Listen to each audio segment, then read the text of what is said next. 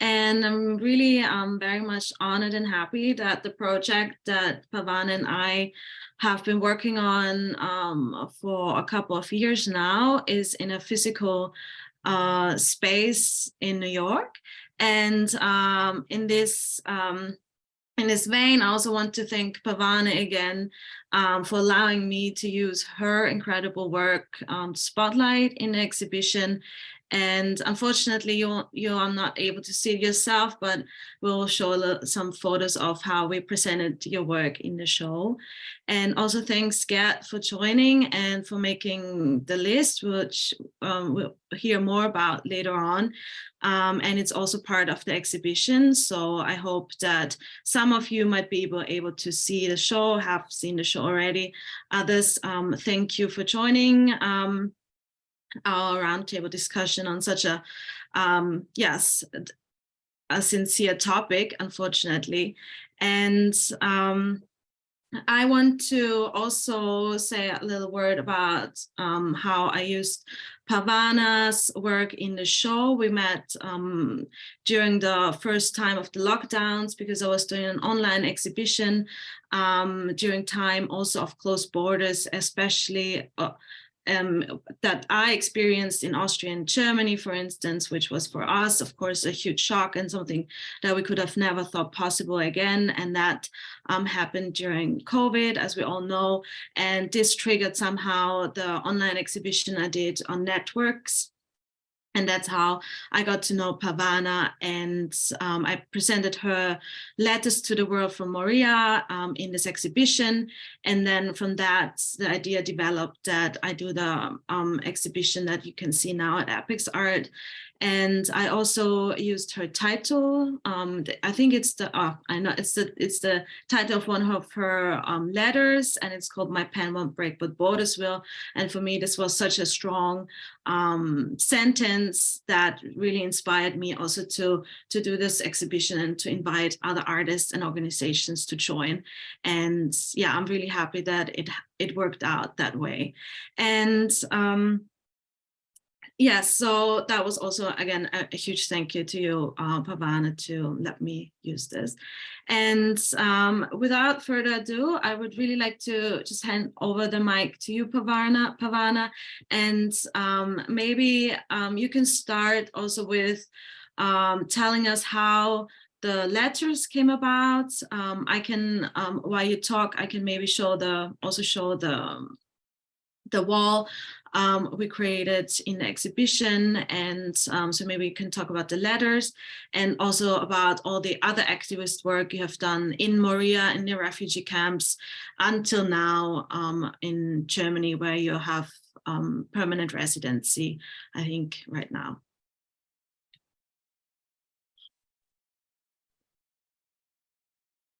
Hello to all participants of this exhibition. I'm very happy to be part of this important discussion, and I would like to thank you for all the people that they have put their efforts in order this exhibition to become real, and for people to get awareness about all what's happening in margins of Europe, in Greece and in other countries in margins of Europe.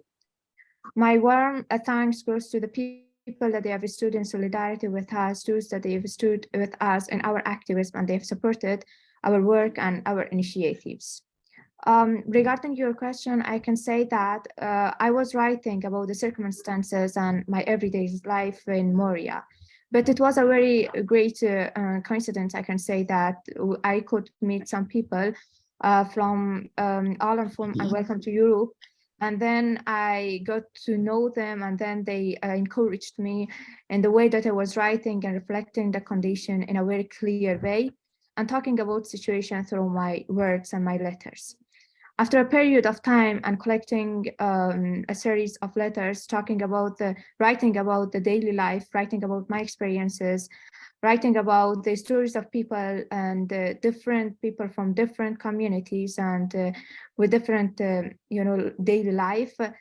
And by the support and also the encouragement and being in contact with Marily Stroux as one of the members of Welcome to Europe and All on Phone and also United Collectivity, I got the courage to write about the situation, and also to later on get to know how to work with a blog and to share my letters online. But it all happened when we got transferred from Moria camp to regional refugee camp. And after a while, they gave me this great news that my book will get published, named My Pen Won't Break But Borders Well, Letters to the World from Moria.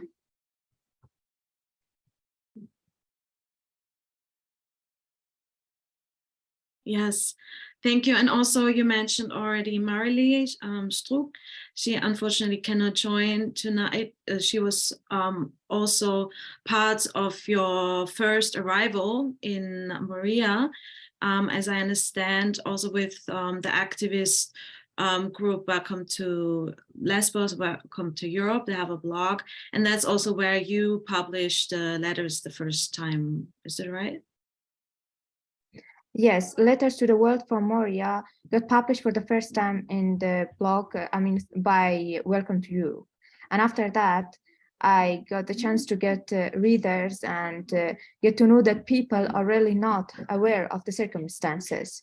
Though from very first beginning, I was thinking that people are aware of the circumstances, but they're not to put an eye on the condition and also, show up attention. Because I was thinking always the media in Europe is really strong, and there are awarenesses about our situation. And that was not for me something possible and predictable to think that our daily life, the inhuman condition in Moria, and the life of thousands of people that they were living under that trouble were hidden from the eye of people living in Europe. But when I got to know about this fact, that was a time that I started my activism as well. So all started with writing. And this was a very great and strong side of my work, because I had the ability to talk about the condition, and I got the support. So without the chain of solidarity people, especially Marily Stroux, that was not really possible for me to get into this chain of solidarity people and also communicate with the world. Mm-hmm. Yes, and your letters, like I already said, are very strong, and they are written from different people's perspectives, right? I think you met those people in the refugee camps, and can you maybe tell a little bit about the experience with the other people in the camp, and how the process of the writing came about? I am not saying that I was the first author living in a camp and also talking about the condition and writing about that situation. But I can say that I was one of those that my writings could reach many people. And I am really not happy about it, but also so much encouraged by this and motivated by this fact. I think the one reason was that I was writing about condition without adding anything, and I was clearly relating the story of each person that I was meeting. They were people that they were living close to us. They were living in a tent that was next to our tent. They were living, in the same area. We were living in the olive grove part, where I also my second book that is called Olive Tree and Old Woman got inspired by. And some of them, in the Letters to the World from Moria, you can read the story of elder people, minor with a guardian. You can read the stories of people that they are doing voluntary work inside of the camp. You can read the story of people, of young girls that they are suffering this, repression inside of the camp. You will read about, pregnant women and also transgender, people living inside of the camp and around it. So there are different people, different voices, different, honestly, faces and different stories you're gonna read. And also the strongest part is where I'm writing about my experiences. The letters, the book is a small book, but I think the contents are so strong. And I think that was just to give an image of the fact And if it would make change, that in many perspectives and the way that it also reached many people, it made change. I can see this change in many different ways, and I can reflect it in many angles. But if this could make change, if I would write about the daily life and everyday troubles and challenges, that would be the same. The fact is that it was existed, and it was also written clearly from a person who was living there, not from a journalist coming there and be there just for 1 or 2 hours or even for 1 or 2 days. It wouldn't make sense. I tried to write about this condition, even though I knew that journalists were also coming frequently inside of the camp, talking and writing about the condition. But I decided to talk and to write about circumstances because it really mattered for me. We have our voice. We have the power of writing about the circumstances. We can talk about our condition, I think, better than anyone, because we feel it with our soul. We live it in our body. We just have it, this sense, and this is an unseparated part of us. It becomes, because it is part of our journey. Yeah. So that was the reason that I had all the emphasis that I'm going to write about condition, and people will read it. Yeah. Yeah, I mean, many more people now have read your letters, and and since then, I mean, when you first arrived in Greece, it was 2019. That's 4 years ago, and you've been very active as an activist since then at the Moria refugee camp, but also now that you're in Germany, you're very much active online and also on panels like this. So yeah, maybe you also want to tell a little bit about this journey and what you think maybe has already changed.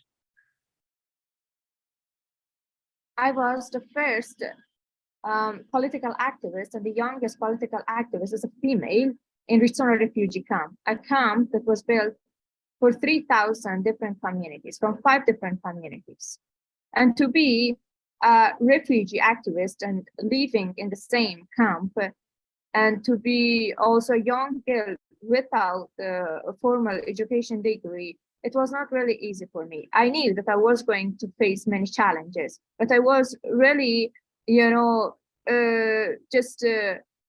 I stood for that change, and I wanted to bring change not only outside of the community, for the rules and the laws, but also more than that, for the refugee community to get encouraged and to believe in their power. The first change, one as many other changes that I felt that I became I made to bring in the camp and also inspire other people living in other camps. The first one was to encourage girls to stand up, not only for their rights as a feminist, but also to stand up for the right of their community, to encourage their community. By my actions, talking about circumstances without having any fear, to get threats from the authorities, that was something really normal for the activists inside the Greece to face it. I wanted to encourage girls to stand for it, because I knew the best and also the stronger leadership is the leadership that comes out from females, from women and from girls. And I insisted on that. That was the reason that many of the people, individuals that they were collaborating inside of the common were, just by organizing protests inside and outside of the camp, were girls that were supporting me, and I am proud of all of them. The first action that I made and I stood up for was standing against evacuation of 72 families that was getting evacuated from the camp. I stood for that, and I invited many journalists from the city to talk about condition, because it was during the pandemic, and they were going to evacuate all those families just because they had their documents, but they didn't have any place to go after that, because we were in the middle of nowhere. The second campaign was against, restriction of lack of education for the children that they were in the school age. There were 650 children that they were in the school age, also me, one of them. We were not able to go to school. And that was a time that from the ministry, they had this project of building walls around the camp. And they were giving us this excuse that they are not able to just support the finances of the transportation for the children to go to school. That was not completely acceptable for me. So that was the time that I started this campaign that's called Build Schools, Not Walls. And you can find this hashtag, just writing hashtag Build Schools, Not Walls. I can also write it in the chat part. So you can read it and you can also just Google it, you will find. And also I started having a petition for people because there was going to be a court regarding that. And that was honestly a big campaign. And I'm really happy and thankful of all people that they supported me, especially Anna Albert, that she helped me with many parts of this campaign. And also, I am one of the refugee activists, especially from inside of the camp, who was fighting for the freedom of movement, for legal documents for refugees, and for their possibility to get integrated in the same community. Yeah, thank you so much, Parwana. We will have some more questions later on. I just now want to also present Geert and the campaign, or you're the representative of United for Intercultural Action, and it's a European network against nationalism, racism, fascism, and in support of migrants and refugees. And in the show, we show the list, which lists around 50,000 now refugee deaths, and it's very concise list, as much as information you can always get. You will tell us more about your work, and what also I think you're doing really well, if that's the right word, is you bring to light how Fortress Europe is responsible for thousands of deaths each year. And for that work, I also want to thank you and your organization. I know it's tough, and you have been doing this since 1993. So I guess that's must also have a toll on you. And so yes, I want to now hand over to you and please tell us how you work, and more importantly, how we can also help and support your work. Thank you. Also, thank you for giving attention to this work in the exhibition in New York. That's very important. United is an NGO, and NGOs usually, let's say, want to change the world and want to reach out with their message. And for this reason, it's very important that our work is presented in different spaces. First about United. United is you said already the long name, I will not repeat, but a European network, let's say, against discrimination in all forms. With, for many years, an office in Amsterdam, the Netherlands, and now the main office has moved to Budapest, Hungary. And this network brings together different actors in about 48 European countries. So it's a European network, with the hope that by cooperating, our message is better heard and we learn from each other, and also cross-movement. So from the beginning on, we tried to connect the anti-racism movement with the refugee and migration movement, and with all kind of other, let's say, anti-fascist, etc. Our main aim in the beginning was to improve the cooperation between the movement, because it's a highly political movement with a lot of different points of view, and we thought that might be a waste of energy. So let's unite them. That's why we are called United, in a positive way for intercultural action. When we started networking, that was a long time ago, 1992, even hardly internet available. So different ways to communicate in Europe with the fax and post. We got messages through the network. It's a good example of networking. Through the network, we got messages from Germany that refugees were dying or found dead, bodies were found dead in the river between Germany and Poland, which was at that moment, Poland wasn't the European Union. So it was the outside border just after the big changes in Europe. And on both sides, the border guards pushed the bodies back into the river with a stick because they didn't want to take the responsibility to, let's say, do the research necessary if you find somebody dead. We got one message from a local newspaper and another one and another one. And yeah, at an international secretariat, you start to think, hey, this is more than we know, more than is in the media. This is happening in Europe and nobody knows. So we decided to keep a database of refugee deaths related to borders. Over time, our definition has changed of what we keep. So we call the campaign now the Fatal Policies of Fortress Europe. In the beginning, we call it the Fatal Realities of Fortress Europe because we want to show the reality of borders and border control. But after research at the University of Amsterdam, Mr. Spijkerboer, he checked our list together with the policy changes of the European Union, and he has proved that every policy change creates more deaths. So it's impossible to close borders. The more you protect borders, the more fences you build, the more people will die because there's no, the problem doesn't disappear.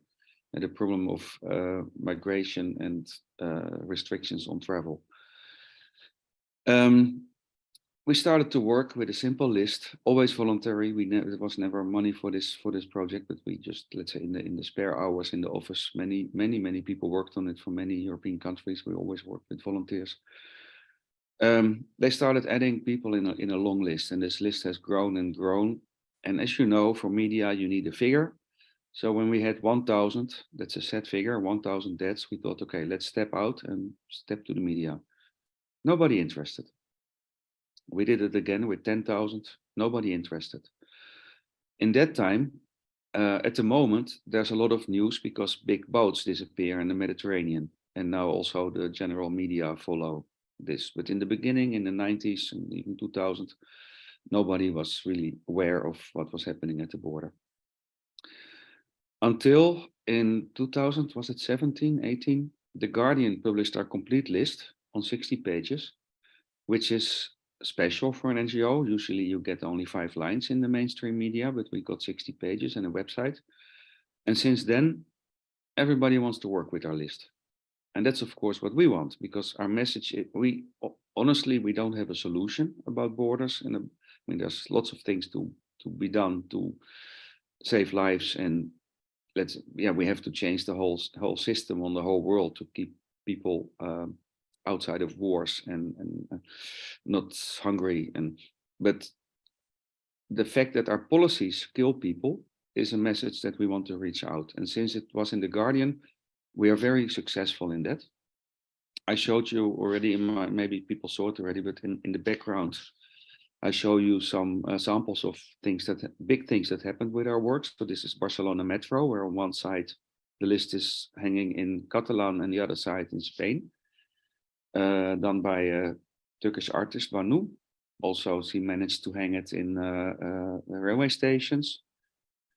Very important for me was also the presentation at the European Parliament here, where members of parliament had to walk all over our enormous list when dealing with policy discussion on migration. So this shows that we managed to get a good outreach, but it's still getting worse. I mean, I do this 30 years. I still have to hope that something changes, but honestly, we kind of see that it gets worse. In the beginning, I think I could say it was an accident when people died at the border. There was not a policy of closing borders and making it very complicated. when you see the present situation with the Frontex agency, with the pushbacks, with discussion about high fences, it's not anymore about humans. So the whole system is how to keep people out, and you hardly see any interest in what is happening and what the results are. The problem in Europe is, I've been to several also high-level meetings in the EU. I think the European Commission as such is thinking in an international way and tries to improve the situation. But all the countries, all the political parties in all the European countries are so much afraid for nationalist votes that they move to the middle. So the parties that should make a firm stand against borders and have a vision, they don't. They are afraid for their votes, so that blocks everything. And yeah, the nationalism in Europe, so all the different states, countries in Europe not cooperating in solving this, creates a very difficult situation. Everybody is blaming each other, and at the same time, migration is getting the consequences at the borders are getting worse and worse and worse.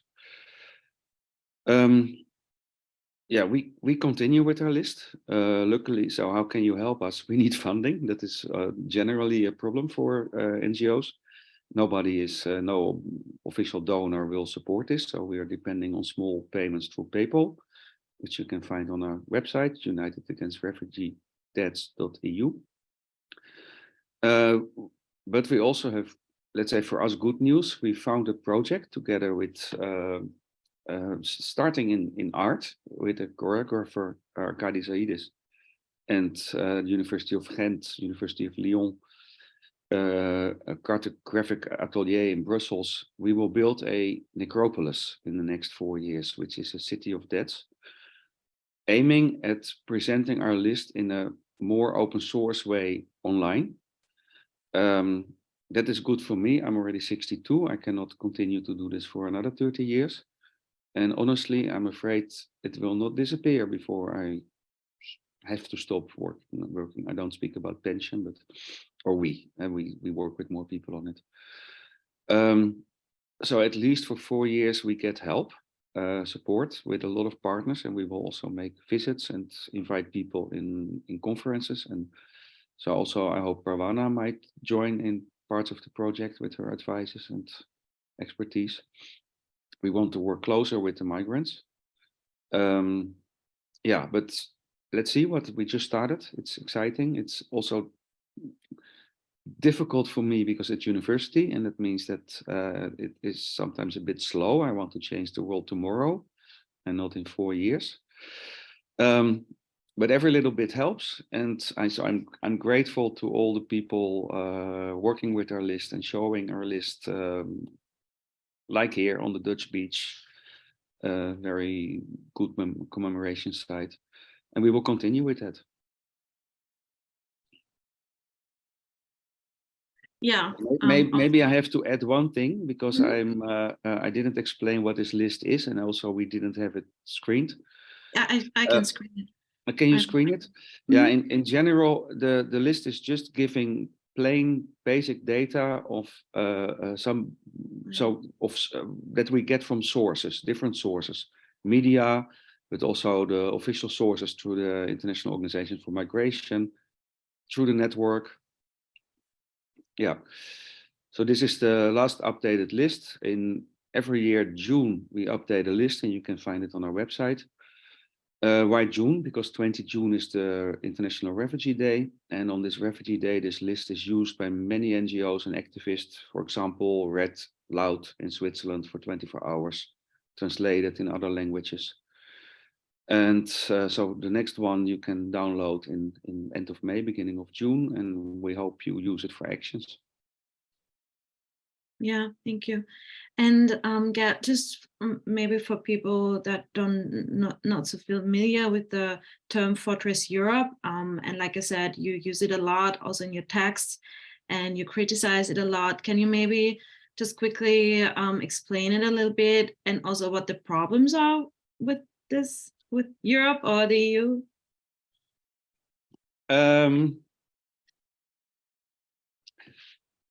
Yeah, think that the problem in Europe is that we have grown together in Western Europe to a bigger and bigger and bigger European Union.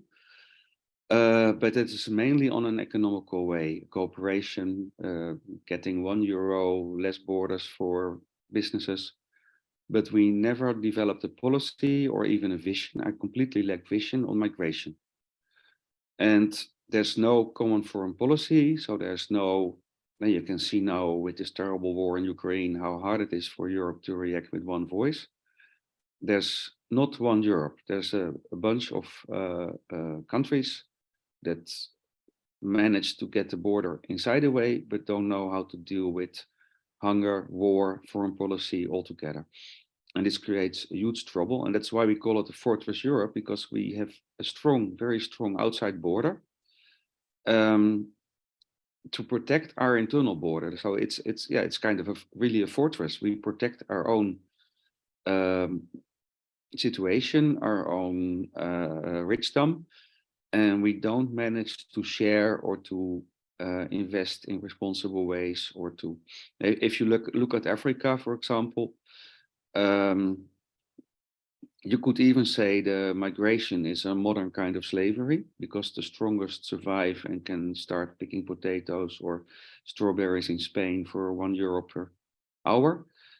And ones that are less successful drown in the Mediterranean. Families have to send their kids for this dangerous trip because there's no food, there's no the global warming, and we don't help at all. We don't manage to improve situations. We have wars in which we are involved, or the Western countries, America is involved, and we have no solution for the refugees after a war. And yeah, that feels like being in a fortress and keeping everybody out. That's why we have also this design. I will go away a bit. Yeah. Yes, and in fact, just now there have also been again these talks within the EU that they will, that they rather finance fences and have stricter border control than really taking care of the situation. And Parwana, maybe. Sorry? I just want to bring you into the discussion here also, because I know you also get invited now to many of these roundtables, and I think also politicians, they take note about your work and your voice. And so maybe you can tell us a little bit about your experience with that, and what you suggest. Because I know you have very strong opinions also on how to deal with the situation. First of all, I just want to complete the discussion about, the circumstances of refugees and outside of border, and how they are, trying to enter and to come to Europe. And our struggle does not end up by passing the border, but it is just the beginning. And if you have a close look on the accommodation of the camps, especially the, reception centers that they call, that I would say that it's completely a structure of prison. What has happened in Moria and after the fire, and now the way that they are restricting the rules for refugees, that they are not even able to, go out and just get in.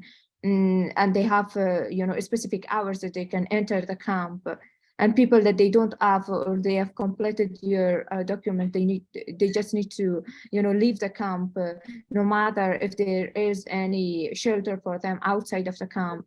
And also about the food circumstances, that it is not edible for them, the water situation and the winter and everything, just these troubles that they are hidden from eye of media. I think this is also the time that when I started talking about the circumstances, was the beginning of the time that people started looking inside and just not to, have their attention on the border, on the Asian Sea.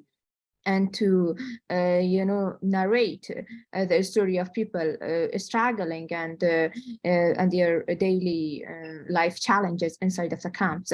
And that was my main focus, to say that the problem is especially here. I mean, we put our life in danger. We passed this dangerous trip, and we lost everything, and we left everything behind. And now we are living in these circumstances, and even we don't have our voice to talk about it, because we are just separated and we are isolated in this prison and in this condition. And we may get threats if we may speak up, and we may talk about the circumstances.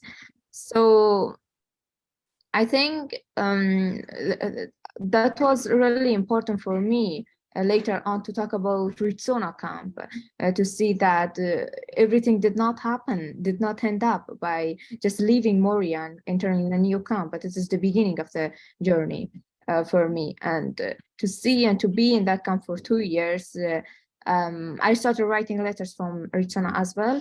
And the book is translated in Greek language, and the name of the book is Suspended Lives, Letters to the World from Ritsona. It's another series, another more stories, and saying that it will be continued. And now when I have a look and I see and I'm in contact with people living in the camp, their voices is repressed more than ever. They are not able to communicate with the journalists. Journalists are not able to enter the camp. And, they are trying to isolate people as much as possible and to close this discussion. Because on 2021, especially, it was the time that we were getting involved in more and more protests in the city, in Athens, and also we were getting connected to each other. And this is what I think they are afraid of. The solidarity of refugees, their connection with the people, with the local people, and their connection with the media. And that was so much challenging for me as well, and how to get connected with the journalists, and also to be a journalist inside of the camp, taking films and narrating these stories, talking about the condition. I tried to do that because I noticed that if the journalists are not able to enter the camp, I'm going to become a journalist myself. So talking about circumstances, but beside that, I got so much involved and getting invitation from different discussions that were held in Athens and in different spaces to talk myself. I think that was really successful because people were listening to me directly, and it was not one person representing us, but to see that refugees have their voice and they can talk about condition and talk about their journey, not only seeing the dramatic part of our journey, but also the strength behind this struggle, that we are struggling by all the challenges that we have.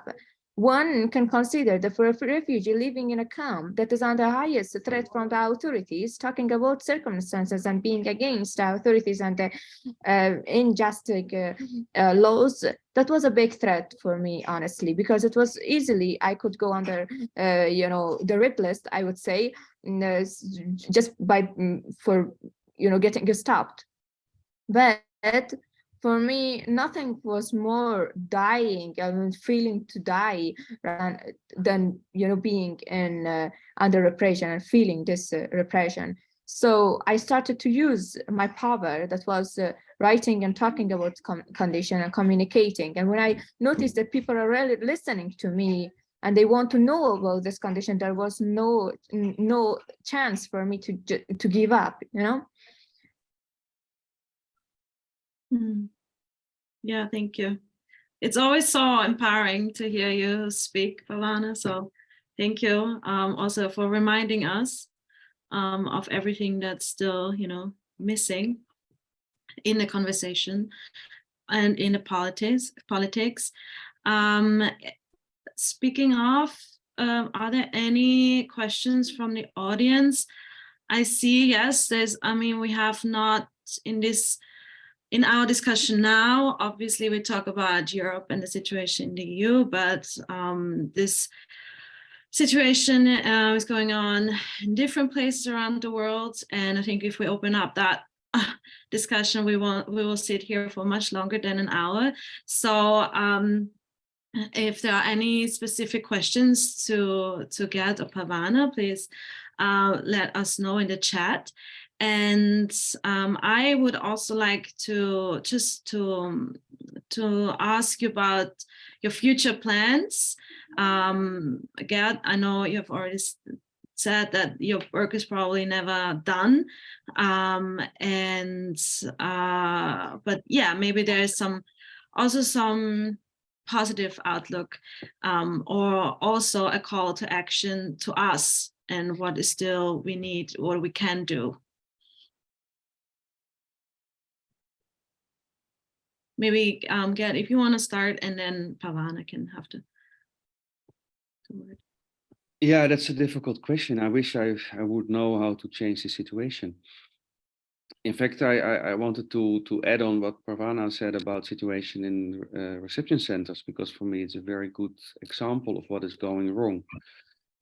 In the Netherlands, the ruling political parties have saved cost on refugee reception because the problem became a bit less in the last year, so they cut on beds and reception.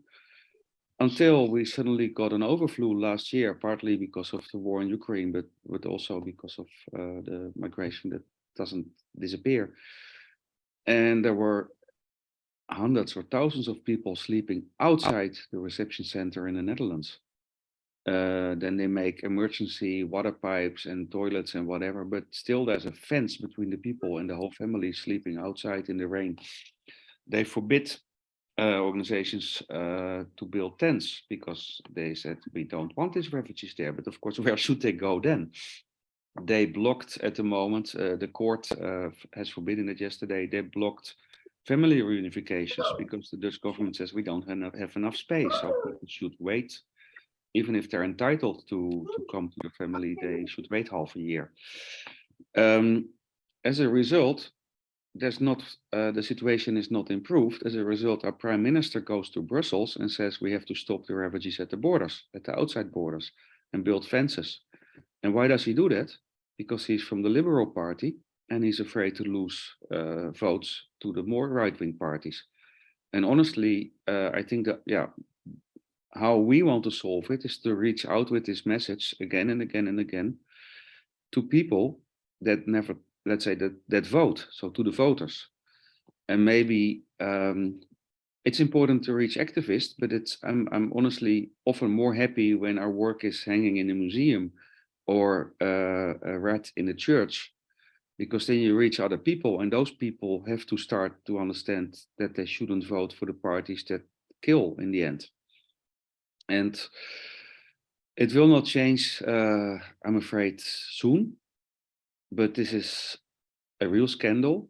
And we're even thinking of starting a tribunal with other organizations because we hold politicians responsible for this. But I don't have a solution.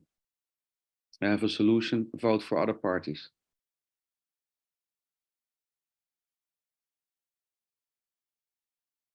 Yeah, thank you. And Parwana?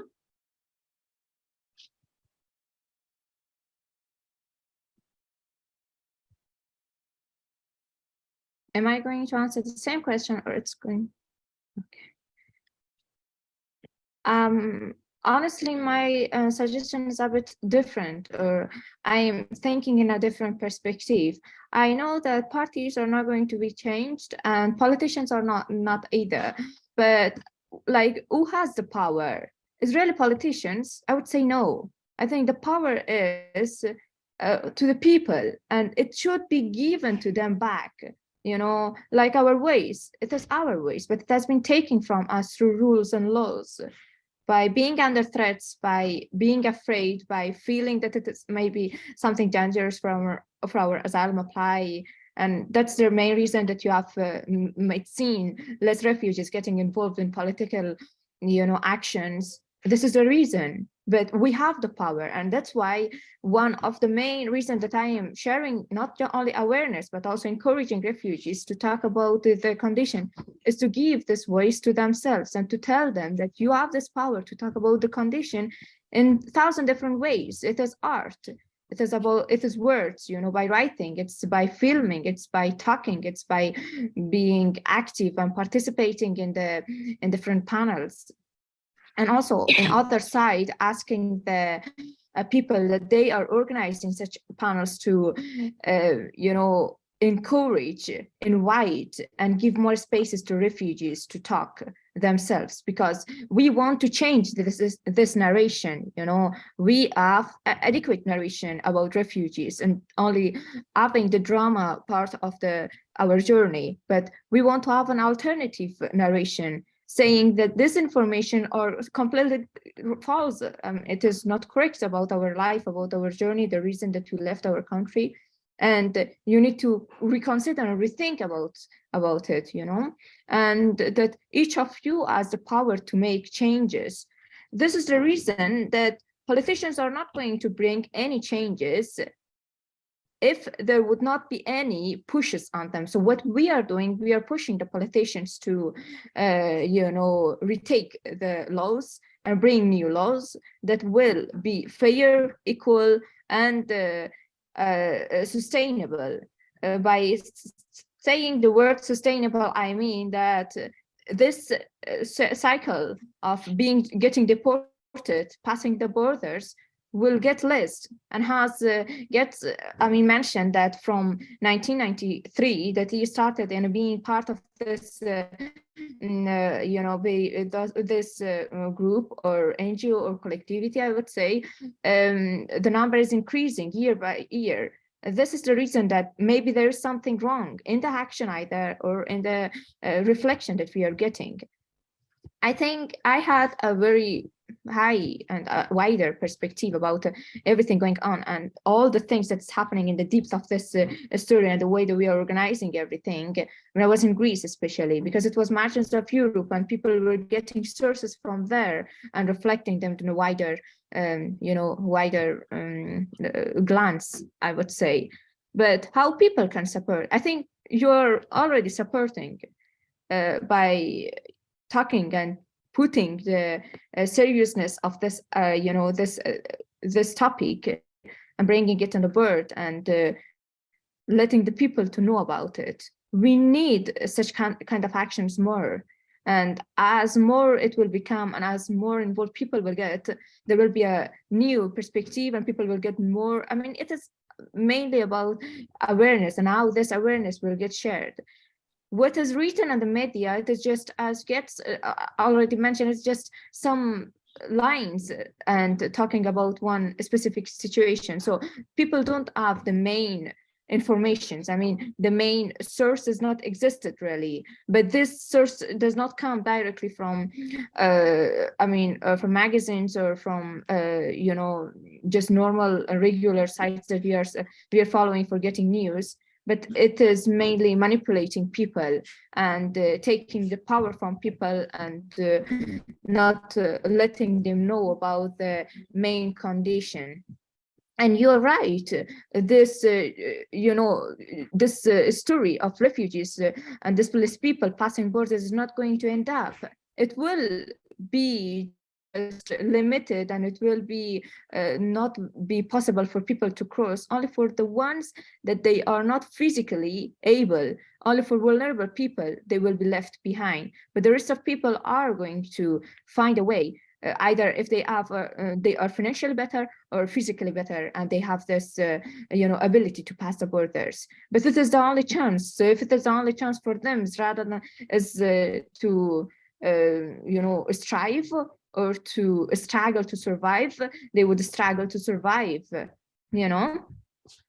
So it is not going to end up, but it needs to be changed.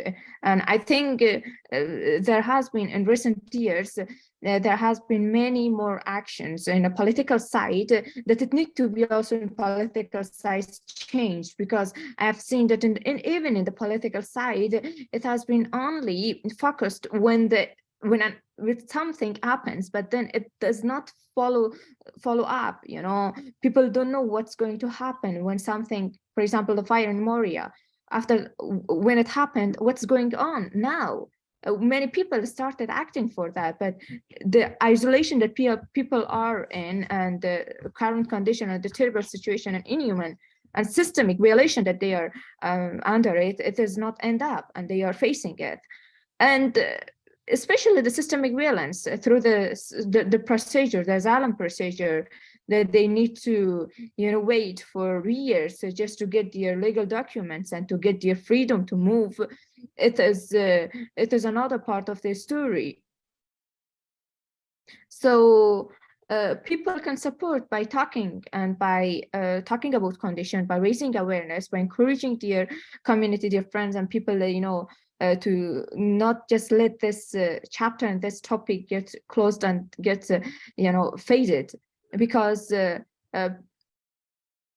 as much as people are passing the borders, more people should feel responsible about it.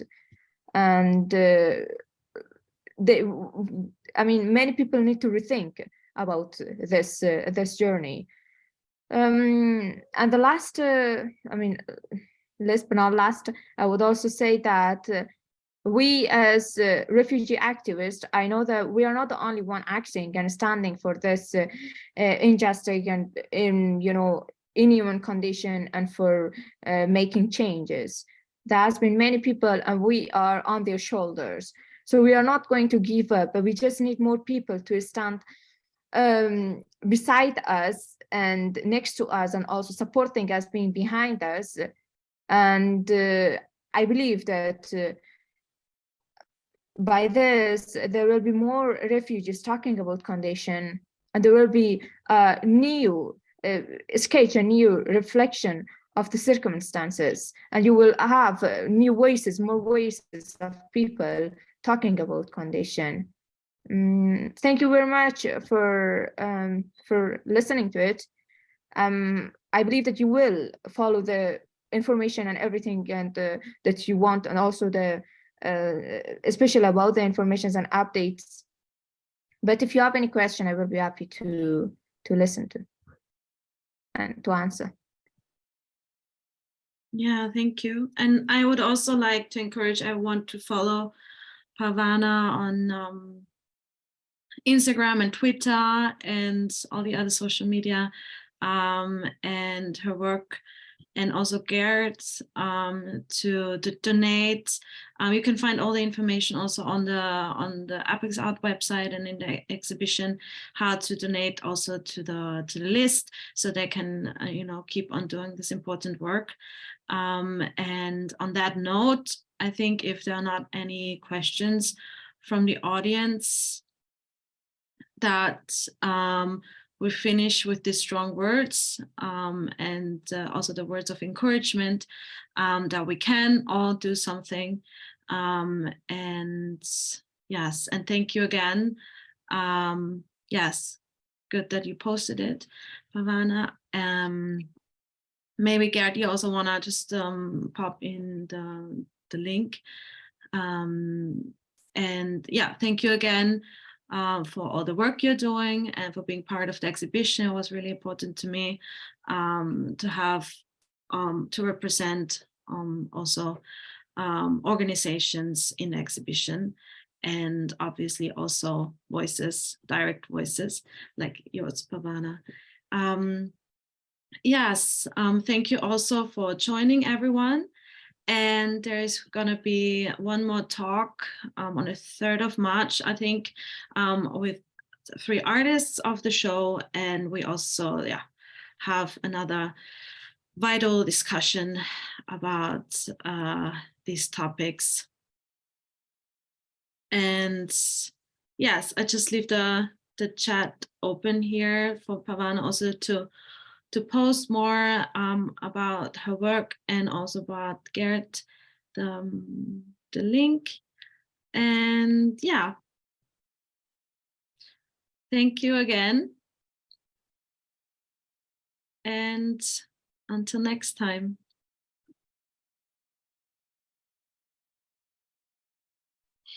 Thank you very much, Julia. Sure, thank you. Thanks.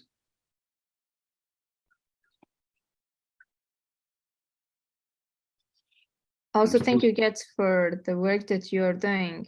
It is really, really remarkable, because I am also one of those that experience, you know, from a friend to lose someone in the border.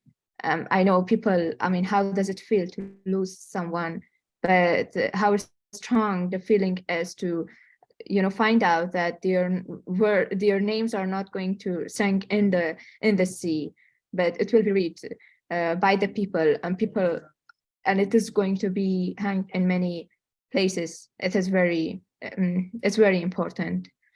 Honestly, I have faced this question, people asking me, especially when I was in Greece, that as an activist, what are you really doing? What is your job? What you're doing? Activists are doing what others are not doing, and it is really strong. Yeah. And in the exhibition, yeah, it's also, we printed the whole list, you know, there's many pages, as you can imagine, like 50,000 names almost. So yeah, it's also a very strong reminder. We are stopping, but I have one remark when you say names. For me, the biggest scandal is that about 99% of our list doesn't have names. So people don't even know they lost a relative. And in a war, the state does a lot of effort to identify victims, but here people are just buried and nobody cares, or nobody knows how to identify. So we are working on that, but that's, for me, let's say, a scandal in a scandal. People have the right for a grave with a name and to be commemorated. Parwana, I think we should stay in contact. I will, outside this meeting. Julia, thanks a lot for picking up this issue. I'm glad there are curators going into this field and we can reach out. And let's, yeah, I agree with Parwana. All together, we can make a change. Yeah. Thank you. Let's end on this positive note. All right. Then, yeah, have a good night or day, everyone. And thanks for joining us. Yes. Thanks for joining us.